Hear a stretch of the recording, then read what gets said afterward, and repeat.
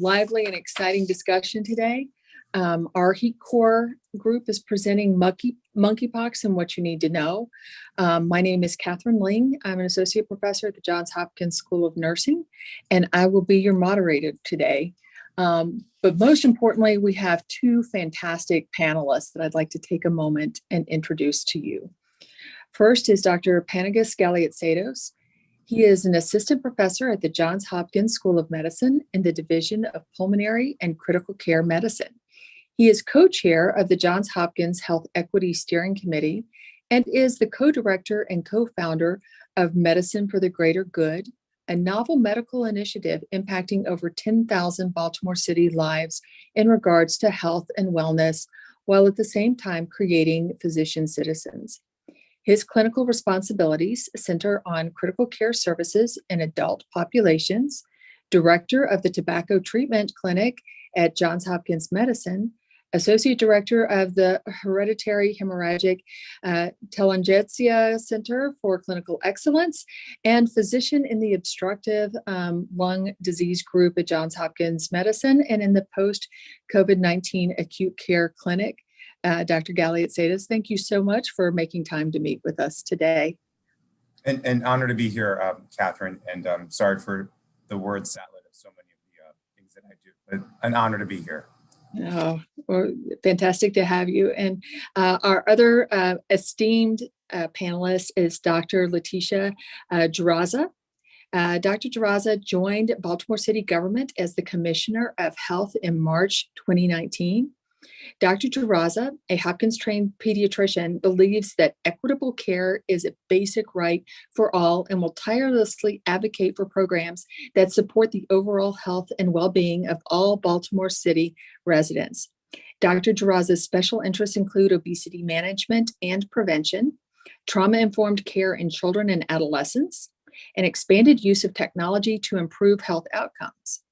Prior to joining the health department, Dr. Dzirasa worked at Fearless Solutions, a Baltimore-based digital services firm that builds custom software solutions for local and federal government clients.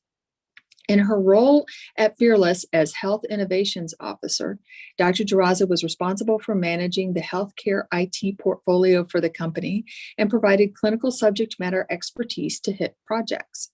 Dr. Dzirasa also has close clinical ties to the Baltimore community, having trained at the Johns Hopkins Hospital in pediatrics and having worked as medical director for school-based health and quality at Baltimore Medical Center from 2013 to 2016.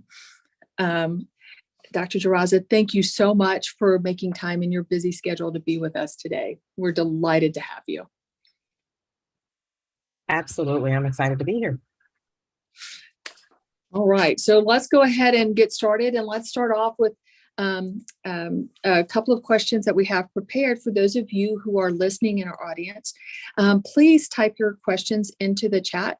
Our esteemed experts here are happy to take your questions and fill in. We want this to be a dialogue and really have this is a time to have your voice heard and to have this contact. So don't forget to type those questions into the chat. But to kick it off, let's go ahead and just get everybody on the same sheet of music, as it were, about what is monkeypox. And that's for either of you, how would you define monkeypox?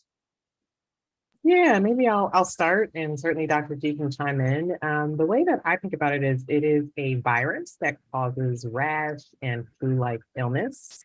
It's a member of the orthopox virus family, so it has some relation to smallpox, but not chickenpox. I try to make that clear because I get asked that a lot. So not in the same family as chickenpox. Yeah, and I'll just add to it's spot on, and because we see rashes. I think for our generation, the virus, the disease that we think of with those kind of rashes is chickenpox. So I think Dr.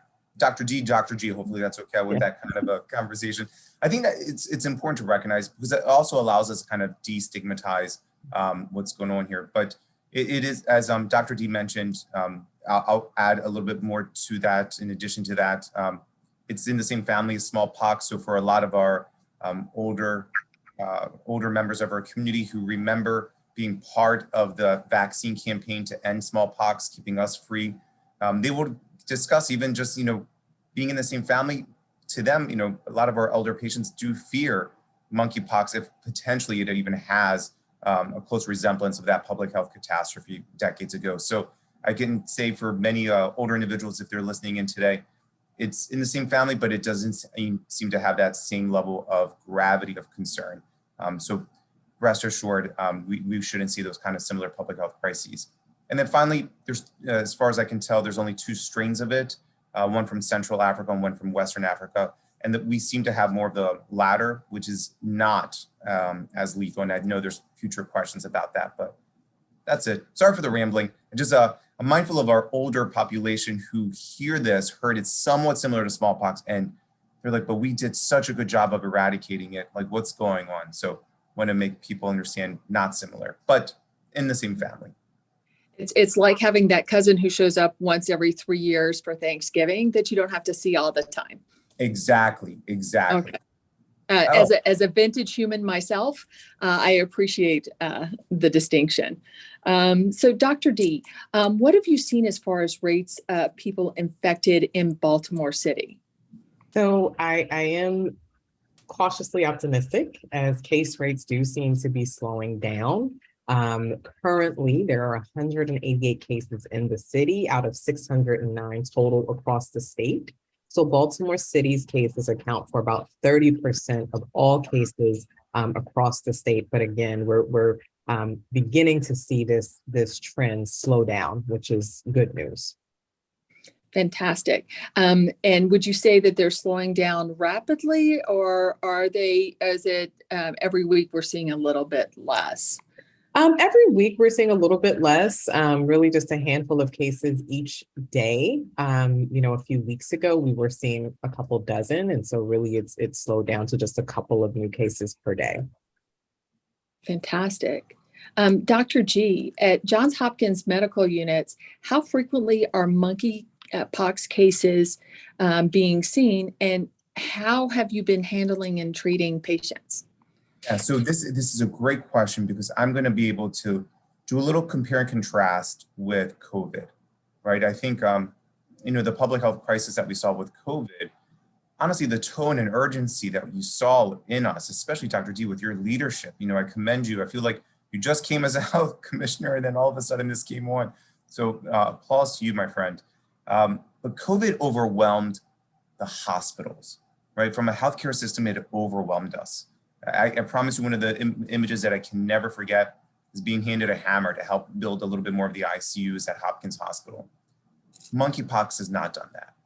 Monkeypox is a public health crisis, but not one that's sending patients into the hospital, not one that is, putting them on life support. Does it hold potential? Sure, almost any virus can, given the right circumstances. And even to date, while we have a biocontainment unit ready to go at Hopkins Hospital for such cases, the only situation so far has been someone for IV pain management, right? So it wasn't even a life-threatening situation. It's just these lesions were just so painful.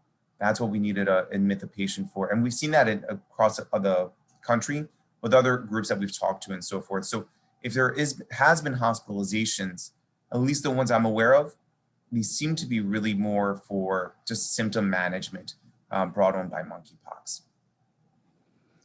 All right. So for you both, what are some of those clear symptoms of monkeypox, and how does somebody even know that they've been exposed? So from my standpoint, one thing I would mention, the symptoms in the beginning are probably non-specific. This is what makes infections and public health so difficult. The majority of viruses tend to give us very similar symptoms. You'll have some fevers. You may get that swelling of the neck that people try to emphasize. Yes, it's fine, but a lot of other things can cause that. So there might be some just kind of flu-like symptoms to begin with. And then you'll start seeing the lesions. And this is a tough part with the lesion. You Google monkeypox, you're like, oh, all right, I don't think I have that. But if you talk to patients who, in our outpatient setting, we've talked with many, like some of them are like, I just thought it was a pimple. Or like, I thought it was like a bug bite. even the lesions, the lesions clearly didn't go to medical school. They didn't go to Google. Like, it's frustrating. They're very, from that standpoint, they're still very non-specific. And by the time these lesions appear, it could be 2 to 3 weeks after your initial encounter. So that's the part that's going to be also a struggle, is potentially the virus got shared during the moments where someone may have had a lesion and was just kind of dismissive of it. Not in a bad way, just, hey, I didn't think much of it, thought it was a pimple. But one of the patients, we've talked to, who was interesting, he was like, I don't get pimples. I don't know why I was so dismissive thinking it was a pimple. So from my standpoint, if you have a flu-like symptom in 2022, pause and just try to think what's going on. What were my chances it's COVID, getting a test? What are my chances that this could have been monkeypox? What were my encounters? We really need to start thinking, what is my risk of having these two public health crises, infections occurring? But those are the parts I want to emphasize. Now I'll finish here. I'll turn it over to Dr. G. Those lesions, face, as I mentioned, the pimples, extremities, maybe chest, but I would probably say they have the potential really to sprout almost anywhere. And that's the part people just really need to be on their toes about a new lesion, especially if you're someone who just doesn't get lesions. Yeah. It was gonna say, the one thing I'd add too, and I think Dr. G nailed this perfectly, right? Like, it can look like any number of things. And so I think people are often dismissive. And so I think it's important to note that you may have symptoms before the rash, somewhere from 1 to 3 days before the rash even starts. And so to his point, being really cognizant, what are your risk factors? And I don't know that we've touched on risk factors just yet. So this is probably a good time to talk about what we know so far and what we believe to be some of those risk factors, knowing that the CDC and many others are still studying the current outbreak. We know that individuals exposed during what we call close or intimate contact, if you come in close or intimate contact with someone who has monkeypox, again, symptoms or some unidentified rash, that places you at risk. And so a lot of this outbreak we are seeing in men who have sex with men, because of the close and intimate contact, but also because of the closeness of some of the sexual networks amongst this group. So again, anyone is at risk if you come in close or intimate contact with the person, with monkeypox, if you come in close or intimate contact with their respiratory secretions, or even some items that they've touched or that have been against their skin, such as sheets, bedding, towels, those types of things. So anyone's at risk, but we are, with this current outbreak, seeing it largely among men who have sex with men. But again, anyone is at risk. And if I can piggyback off of that, Dr. Those words need to be amplified, right? To remove that stigma, because that's the frustrating part. This can affect anyone across gender, race, ethnicity, right? There's certain groups that may hold more of a potential. We talked about that even with COVID early on, right? Who could potentially get it, right? We just have to give it the potential. But that's so key, because we have to make sure there isn't stigma around one population and people thinking it's only theirs. No, this is everyone's situation. So well said, Dr. D. I just got to make those points, because I feel, that population gets, they're like, what? We don't stop stigmatizing us more. So thank you. Great messaging. Well, and I think this is a really important and salient point. As you're talking about a rash with flu-like symptoms, my children are grown now, but it seemed like every fall until they hit their 20s, they would have a rash and flu-like symptoms. And so for that close contact, that certainly strikes me as another population we would want to keep our eye on. With the hand washing and those good pieces. We've got a couple of questions that have come in the chat that I'd like to put out to you. One is thanking us for having the town hall and making this information available. So again, thank you both for making this a priority today. But the question is, can current Johns Hopkins patients get monkeypox vaccine at Hopkins? So and broader, where are the vaccines available? Yeah, great question. I think if it's the same one I started to type. So the health department currently is receiving vaccine allocation. We have established a transfer program. And so similar thinking back again, I think COVID is a good comparison, recognizing that there are now many channels where you can get a COVID vaccine. We are working with providers across the city so that we can reallocate or transfer vaccine that we get from the state stockpile to those groups. So there are about 17 providers citywide that we are establishing this transfer program. And I know Hopkins had a couple of clinics that were going to be engaged. The Bartlett Clinic comes to mind. The Harriet Lane Clinic was another one, and there may be one other, but we're including our federally qualified health centers that do serve a higher risk population. And so it may be a question you need to ask your specific provider, but we are transferring vaccine to providers. And I'll see if we can't get the full list since it's so many to share with this group. No, and I appreciate it, Dr. D, for mentioning that, because the other day I was firing off these texts to like all the experts I consider experts of infectious disease here. And they did make a mention. They were like, the health department will help us acquire them. So Dr. D, spot on. So for the men and women out there, everyone listening today, more to come. I agree. I love what Dr. Z said. Definitely still talk to your provider to see if he or she has any potential insight, but these will be coming into our medical institutions, sounds like. So thank you, Dr. D, for that. And I'll get a link. The state also has a pre-registration system that they've established for anyone across the state who is interested in being put on a list if you are eligible. And so I'm happy to also grab that link and share it in the chat. So, you can also, do the pre-registration in addition to talking to your provider.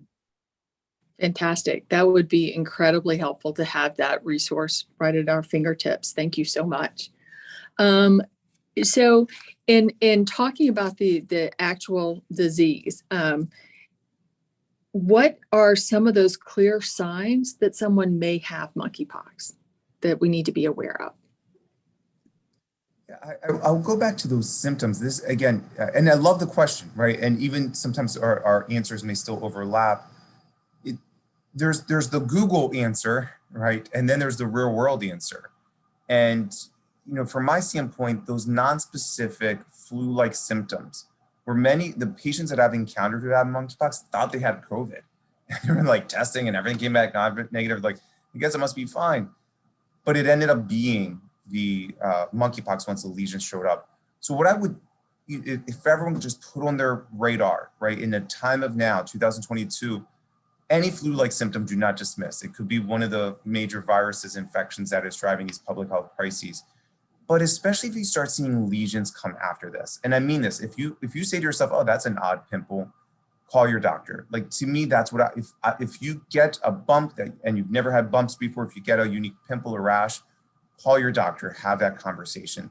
By all means, like, to me, that's how we get control of this. And as Dr. D said, we're seeing the numbers starting going in our favor, and that's happening because people are being made aware and knowing how to keep this from spreading. Over to you, Dr. D. No, I think you're spot on. I think, prevention is key. We had a data call and we were kind of talking through, why do we think we're seeing the numbers slow down? I think that there's been a lot of information and education. We have done a lot of kind of grassroots education, going to, again, venues that we know are higher risk, to make sure that folks understand, okay, this is how you prevent this, really avoiding close contact with someone who has an unidentified rash or a rash that has been documented as being monkeypox. Washing your hands, right? So that we're entering cold and flu season. We've got, potentially a winter surge coming. Always good to wash your hands. So keep, we want to keep doing, again, a lot of the things that I think kept us safe during COVID, like hand washing, for example. Fantastic. So we've used the words rash and lesion kind of interchangeably. Could you describe what those lesions are and look like? Because it may look differently depending on what some of our contexts are. I'll jump in here. I mean, it's not going to be like an eczema kind of rash, right? right? This will be a bump. It'll be palpable. Almost universally, everyone describes it first as a pimple-like phenomenon on their skin. And that's what I would endorse. I would really emphasize that. It's just, that's the early part. This then will evolve over time and scab over, potentially ooze and flake off. That's the part at that moment that gets really painful. As I mentioned, we had a patient that we had to admit for that pain management. So early in the beginning, it's raised. That's key. This is, like I said, it's not like a psoriasis or eczema. It is a raised, palpable. You can feel it bump or several bumps. Almost universally, people tend to describe it a little bit like a pimple because it seems like it's got a potential head to it. And then over time, it just evolves into kind of flaking, wound-like, oozing to some extent as well. It's not pleasant. It's not, I'm not trying to paint a rosy color of it, but it's something that does not go away. Not, even if it looks like a pimple, it's not managed like a pimple. And it tends to linger around for several weeks as well. So if you form these bumps post a bit of a fever, sore throat, etc., that's when, again, low threshold, call your doctor to have these conversations. Dr. D, I'll hand it over to you if you have any. Yeah, I think it's spot on, right? It doesn't necessarily look like, like eczema. It is raised. I think, again, it's critical if you have even a low level of suspicion to get in with the provider. Dr. G started to talk a little bit about the pain. And so I know this is probably a question that's coming up is this severe or life-threatening? And what we know is certainly those that are immunocompromised, pregnant women, young children, and even those that may have just compromised skin barrier, maybe due to severe eczema or dermatitis, that is going to be who's higher risk for some of those complications. For most people, it is painful, but it is what we call self-limited, meaning, you do that supportive care for someone who may be healthy, but again, for those other groups, it can be more severe. And so again, those are the individuals we really want to seek care, to kind of get the diagnosis and potentially get treatments as needed. So that leads to a beautiful segue to a question that we got, is, do those lesions leave any scarring? Will they ever go away? So it's hard to say. Some wounds do. For a lot of our colleagues who have a lot more knowledge of monkeypox because of their work in Western Africa or Central Africa, they make the case that for some wounds they don't. There's so many factors here at play. So the simple answer is we don't know, though it's probably not the most reassuring. I can say it seems like for the majority of people, the wounds do go away with time, but it's more probable that they will, but there's also a small potential that they may last with some residual scar. Okay. And going back to some prevention pieces, and we've talked about hand washing, and as a nurse for longer than I will ever admit in public, hand washing has been a key public health skill that I've never stopped having to put forward.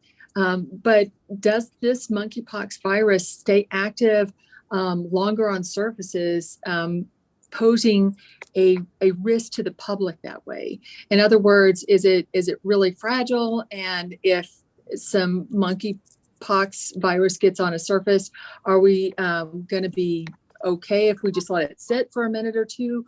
Or is it one that we really need to walk around with our bleach wipes and make sure everything's cleaned off?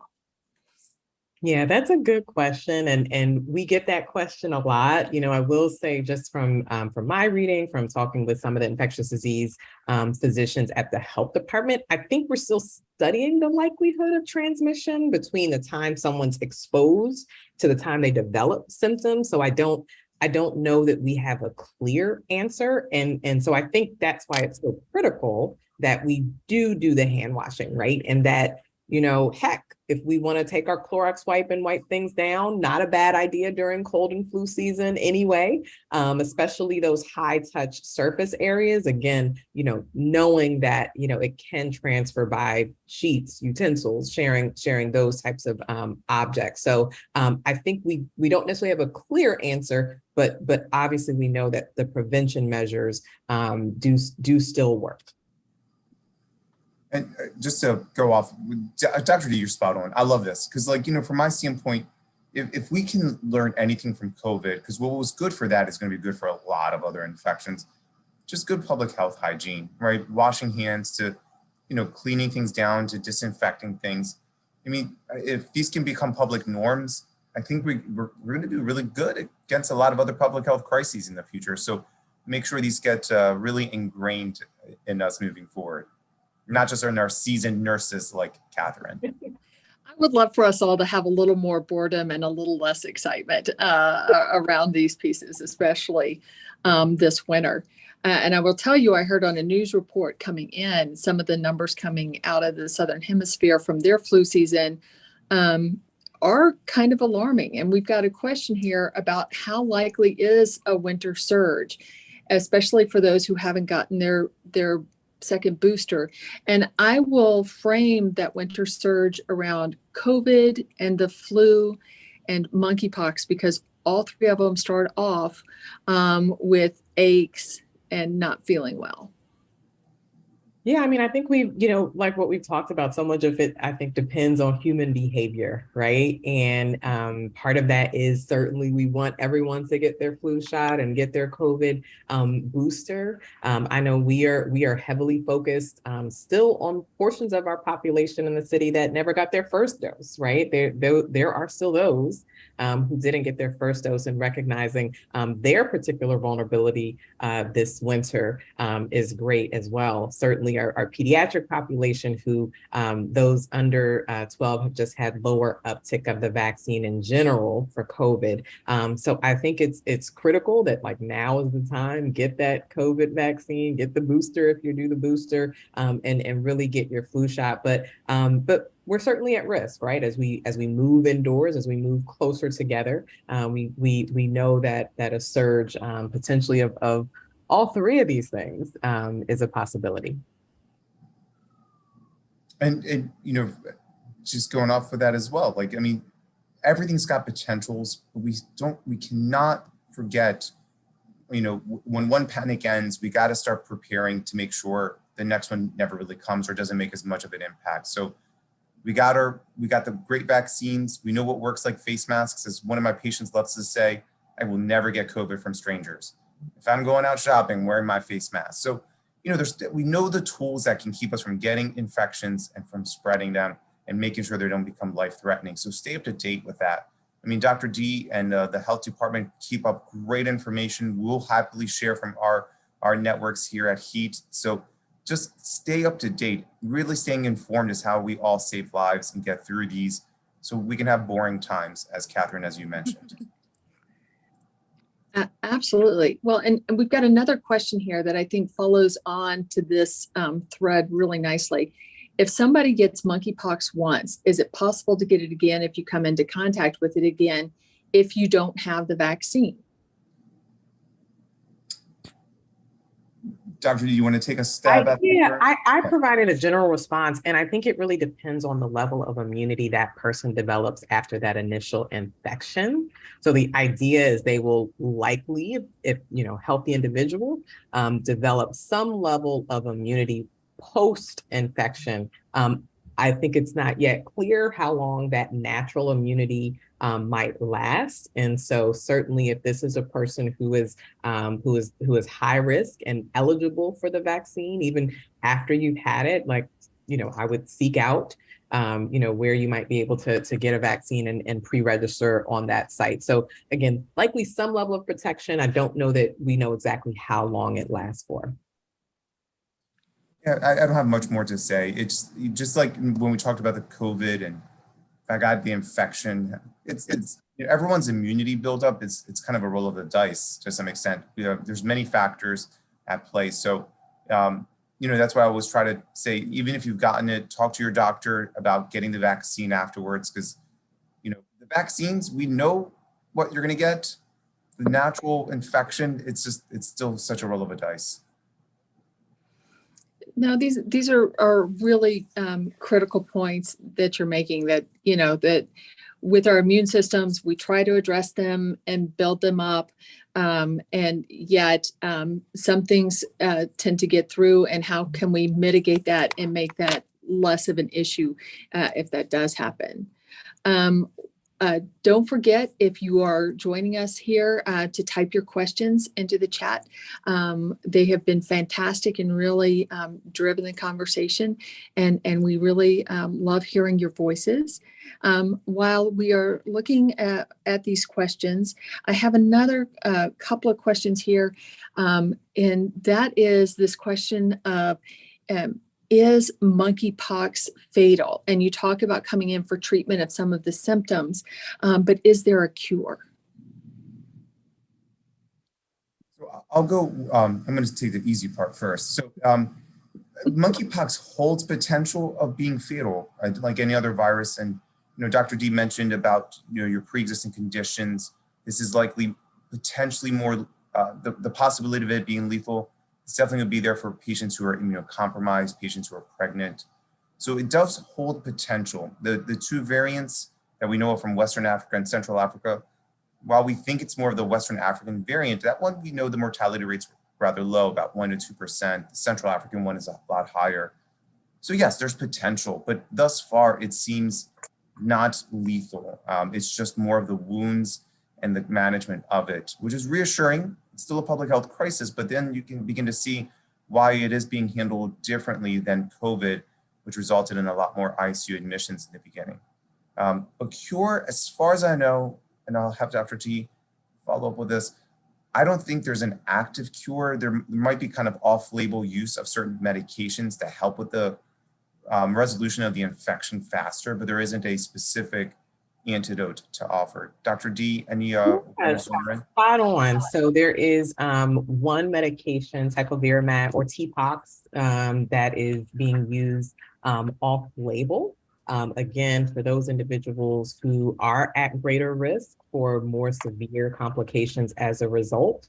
And there are providers across the city who are providing this treatment. And so again, if many of our specialty clinics at Hopkins, at the University of Maryland, are providing treatment with tecovirimat because of the nature of its use. It does require that the provider just fill out a special form, but again, this is just to get approval from the CDC. But there is treatment available for those that are high risk. I do want to quickly, and maybe this is in the questions, I don't know that we've talked a lot about testing. So if I could touch on that very quickly. Please do. Providers across the city likewise are also able to test. And so, we get positive results from anyone in the city. The health department is doing some testing, but again, many providers are also testing. And so if you've got, even a low level of suspicion, and you have a primary care provider, reaching out to them. We did a survey of providers across the city. So far, we got 11 responses. 9 of them said they're testing. And this was inclusive of our federally qualified health centers, emergency departments, academic centers. And so know that testing is happening and can happen with your provider. That test typically consists of a swab rubbing that rash or that lesion and being sent out. And so, again, seek your provider if you've got any suspicion. No, that's really important. Are you able to test before someone has a lesion, or do we have to wait until that bump pops up? So the testing that I'm aware of is an actual, swab of that lesion. I would guess that there are tests where you can kind of do a before there's that active lesion. But I am not as familiar, and that is certainly not the type of testing we're doing. Okay. And I agree with Dr. D. As far as I'm aware too. Dr. D, you know the testing a lot more intimately than I do, but I just want to make sure that our audience understands, what ends up happening for some of the patients I've met and seen, they end up testing for COVID first, thinking that those fevers are COVID related, but then the testing is really around the wound. So I would say, to go back where we were, wow, time is flying. We're having too much fun. If you feel unwell, test for COVID, right? Our public health test right there. And then, just to make sure, potentially you're fully aware of what's going on. But also then, if you see these wounds, start talking about testing for those. No, fantastic. So we've got a couple more questions that have come in. What is the role that asymptomatic individuals are playing in transmission? Yeah, I think that's one of the things that we still are investigating. So I don't know that we've got a good answer yet. I think that, again, we keep going back to prevention, right? I think because we don't have a great answer on that, one of the messages around prevention, in addition to washing your hands, but again, knowing who's maybe at higher risk, that's really influenced how the CDC has determined who's even eligible for what's called post-exposure prophylaxis, which is a vaccine after the fact. So if you identify as a person who has engaged in high-risk activities, then getting that vaccine within 4 days of that exposure, and individuals kind of within that category includes, someone who might have multiple anonymous sex partners. So if you, again, within the previous 2 weeks have had multiple anonymous sex partners, then again, regardless of gender, or gender identity, you would be eligible to sign up for a vaccine. Because I think we still don't quite know, if, when a person's asymptomatic, how likely that spread is. Yeah, that's really critical. And I think 2 years ago, had the public heard, well, we don't know yet, it would have been more shocking. But again, one of our lessons from COVID are that we don't know until we know. And sometimes that takes time in a number of cases to get to where we can really pin down what is not hearsay, but what is accurate. How well does the vaccine work at reducing symptoms and mitigating spread?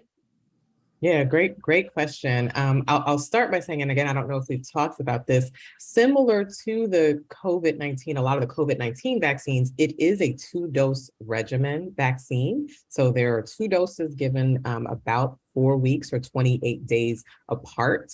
Ideally, you want to get it as soon as you are aware of that possible exposure. It's thought to be most effective within 4 days of that initial exposure. But again, similar to our COVID vaccine, it does require a few weeks for your body to kind of build up that immune response. And so that's why it's critical as soon as possible.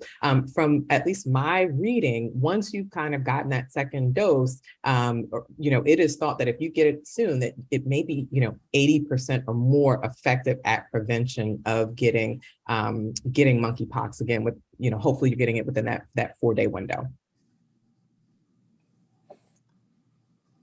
Fantastic. So can this virus mutate? I think that's really a critical question, given what we know about COVID and what we've experienced with that, and even what we have experienced with the seasonal flu, that we constantly have to be on top of this.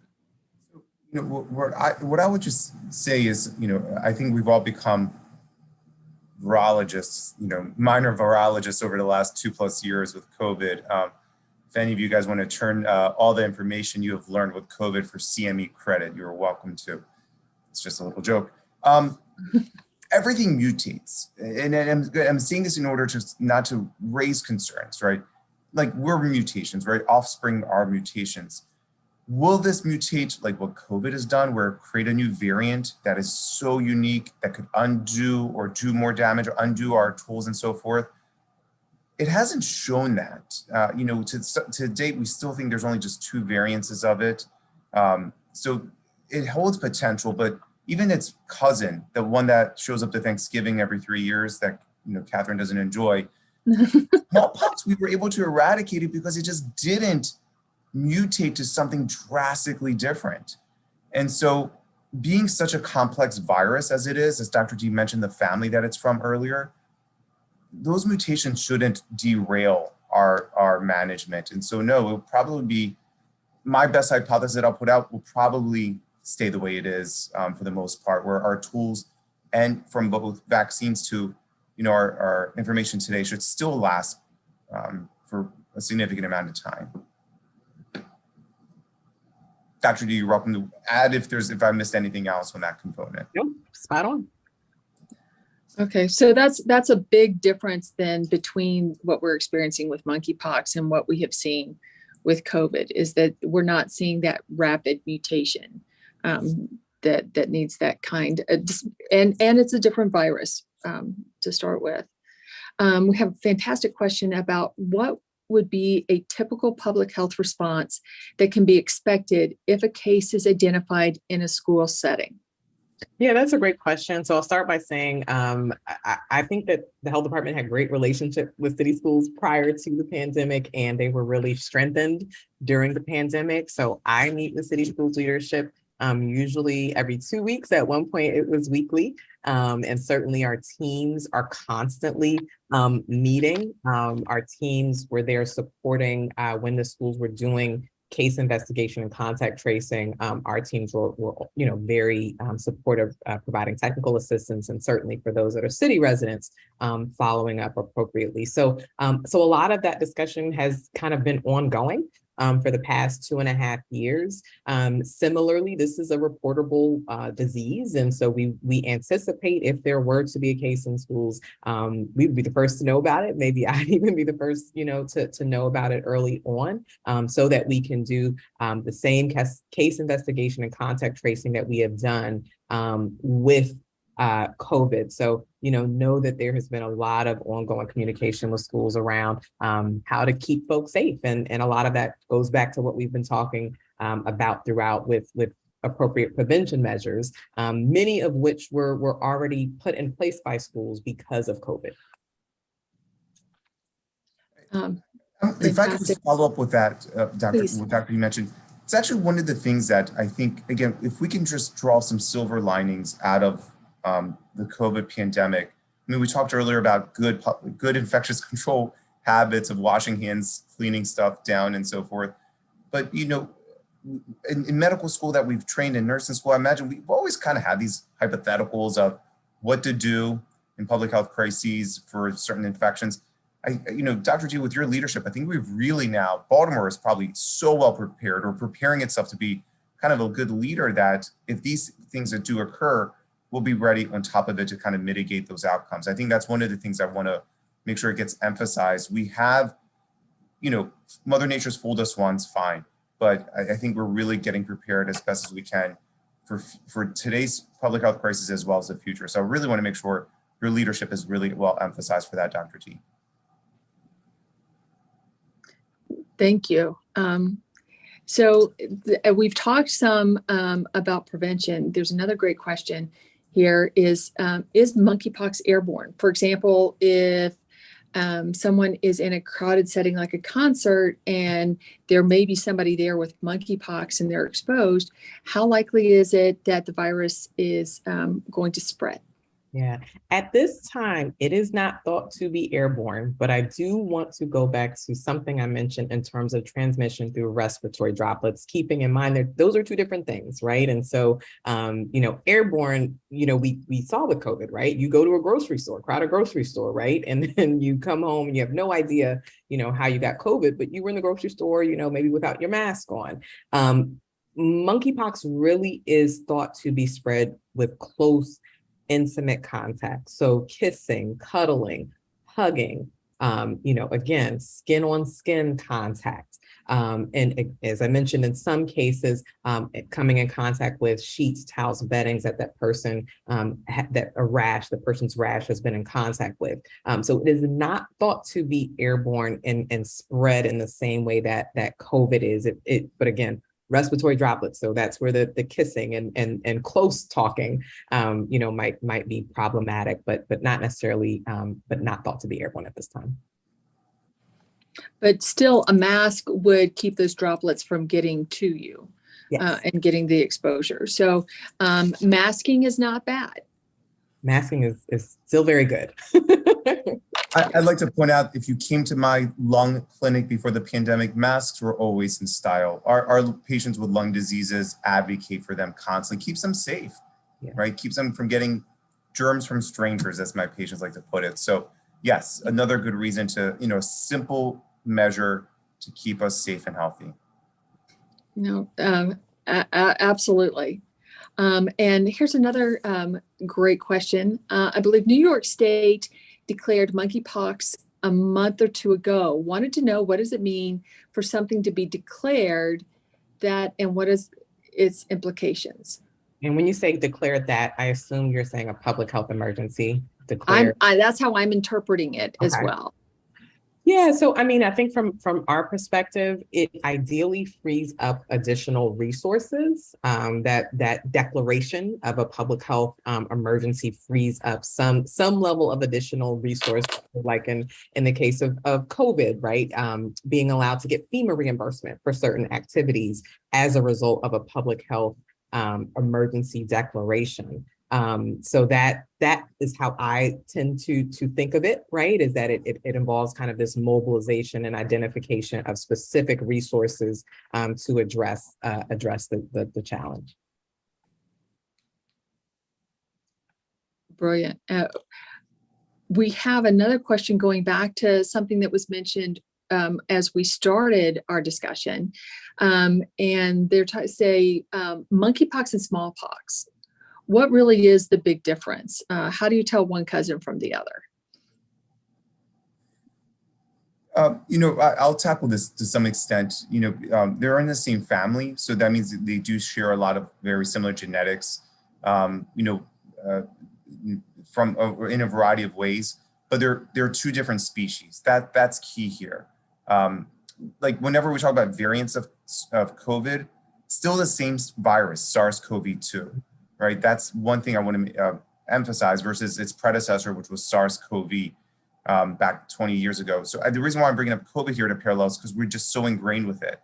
So there's enough genetic mutation, more than 10% difference, that allows these to be called different species. So maybe same family, but they are cousins. And so the distinguishing part has a lot to do with certain genetic changes, especially around certain some of the proteins that allow for attaching up to us and so forth. So yes, different species based on genes, but same family from that standpoint. But I like to parallel it with the mutation conversation, because you can mutate a lot, you can create variances, still the same virus. These are two distinct species. You can think of it like a cat and a dog. They're mammals, but they are very different. Thank you. I think that helps, especially for those of us who have the scar on our shoulder. Exactly. From getting that vaccine for smallpox and seeing how devastating that was. There's another really good question that's come up is, are younger children particularly vulnerable to monkeypox? So I don't necessarily know that they're more vulnerable to the virus itself. I think like anyone, if they were to come in contact, certainly there's a risk after that initial contact of developing monkeypox. I think what is important to note is that we do think potentially in younger children that they might be at risk for developing more severe disease. So not necessarily more at risk for contracting, but if contracted, their symptoms may be more severe, if that makes sense. No, it does. If they haven't had the exposure and their immune systems haven't been trained to recognize it, it makes sense that the virus has a broader playground, so to speak, to bring its issues. Do we know anything about what may be the long-term consequences of monkeypox? No, if we're going to parallel this to COVID and its consequences, I will say this: every infection has the potential of causing some post-infectious issues. Some of them are just part of healing, like the wounds are gone, the virus is gone, but you're still having residual pain from where it left. Understood. So it always holds potential to do that. And a lot of viruses are known to cause post-viral issues.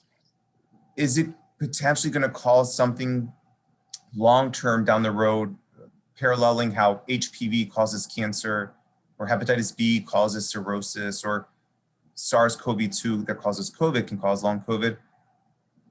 I don't think we have that answer yet. I mean, it's still relatively new. If I put my hat on to look at smallpox, I think smallpox had those kind of long-term complications. So my 2 cents and thoughts of it is probably not meaning to develop a long-term complication that's unique to it. It may cause some post-viral issues, like as discussed, like the pain from the wounds and so forth may last a little bit longer. But to date, I haven't seen anything that would parallel something that we've seen with long COVID. Dr. G, have you seen anything or heard anything? No, same. I mean, I agree. I think we've not yet seen that, but certainly, we're still studying this current outbreak, and there may be some subtle differences from previous outbreaks. We do have some knowledge from previous outbreaks, and that is a lot of, I think, how we're basing our approach. But also note in this particular outbreak, we've seen a prevalence among men who have sex with men, and so trying to understand what are some of the distinctions in this outbreak compared to previous outbreaks, and just continue to learn and share what we're learning. Brilliant. What you just said there is a great segue to another question that we got.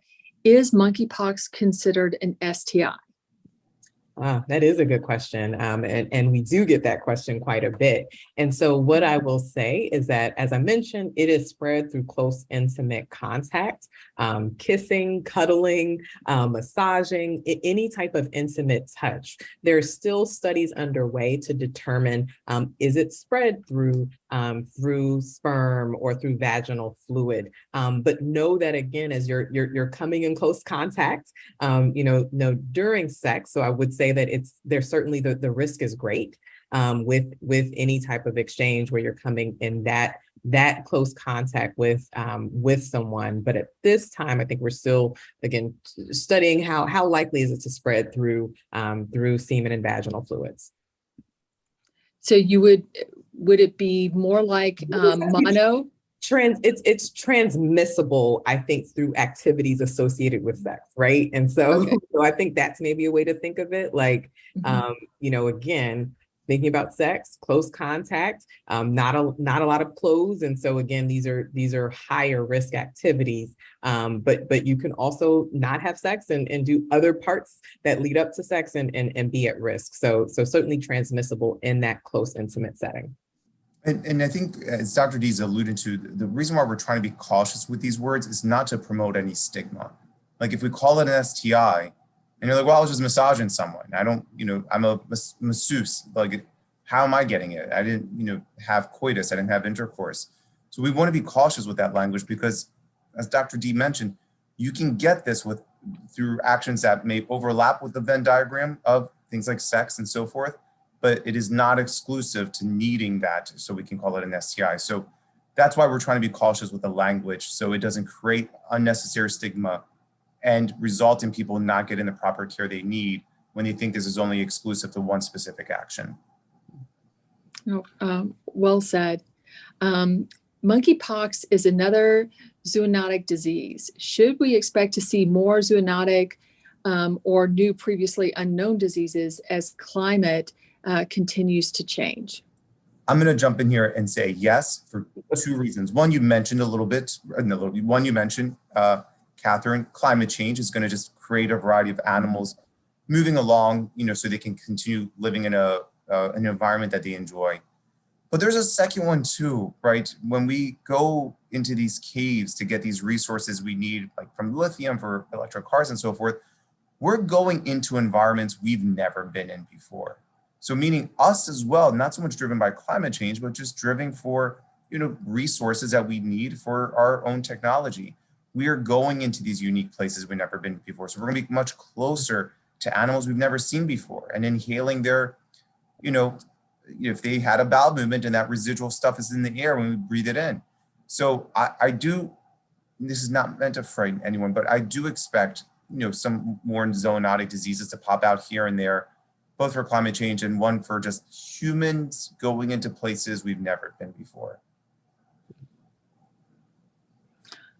No, and I think that's the reality. And I think if there's a silver lining or a piece of hope, it's that we have learned and taken lessons from what we have. We're not losing the lesson as we decrease the severity of the disease. And that is really critical. Unfortunately, we have only got about 5 more minutes and we'll need to wrap it up. I don't know where the other 55 went. So we've got time. If you want to get in one more question, please do. We do have one right here that I think is a really good summary question. What should somebody do if they think they have monkeypox? They've had kind of those viral symptoms. They felt a little achy and all of a sudden there's a bump and they've never had one. I want to stress, certainly for those who have a primary care provider, to reach out to your primary care provider to understand, are they testing for monkeypox? And if not, again, there are providers across the city emergency departments, though I'm not saying don't start with the emergency department, but but start with your primary care provider if you have one to be tested. And definitely, and I don't know that we've talked as much about isolation and quarantine, but definitely once you have symptoms where you even have the least bit of suspicion, to begin to isolate until you kind of get a formal diagnosis. Just again, until you've got that. And the tough part about monkeypox, I will say, is that we really are recommending isolation away from others until the rash is healed over. So that could be 2 to 4 weeks. And I don't know that we've talked about that as much, but I do think that's critical to know, though. Dr. G, we've talked about that. It's kind of it typically is a more self-limited disease, though there can be pain associated with the rash. But that isolation part is tough. We saw that obviously early in the pandemic when people were isolating for 2 weeks, that it really, we know that it's challenging to isolate for that period of time. And so again, working closely if you're employed with your employer, to be allowed that time. I will also say my big closing thought, unless there's a question, Catherine, sorry about that, is regardless of which vulnerable populations seem to be impacted more and more by certain issues, I think what we've learned through COVID is no one can be ignorant of what's happening. If we're drowning in water, the water doesn't care if you believe in it or not, right? We all have a role to play. And even if you're like, well, I'm not in that category that's likely to get monkeypox, fine, but at least learn the information just like we're doing today and share it with people. I mean, we are going to beat Mother Nature with the proper information that allows us to make the proper actions. So I can't thank everyone enough for being here, listening to Dr. D and myself.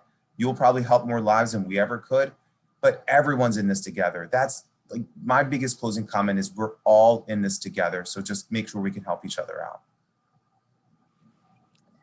Well, I really appreciate getting to spend this time with you and with everybody who's joining us online. There's been a lot of good information shared and a lot of great ways that we can go forward as a community to keep each other safe and healthy.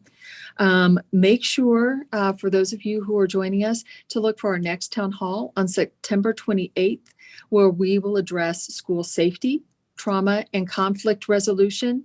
This town hall is a part 2 of our gun violence and school safety series. Make sure to follow at JH Heat Corps on Instagram, Twitter, and Facebook. Email feedback or further questions to heatcorps, HEATCORPS @jhu.edu. And a special thank you to our JHU Heat Corps team for providing this content, including Johns Hopkins University and Medicine, the Johns Hopkins System, and Dr. Dzirasa and Dr. Galiatsatos. Thank you so much for freely giving of your expertise and joining us today. This has been phenomenal. Thank you. It's a pleasure to be here.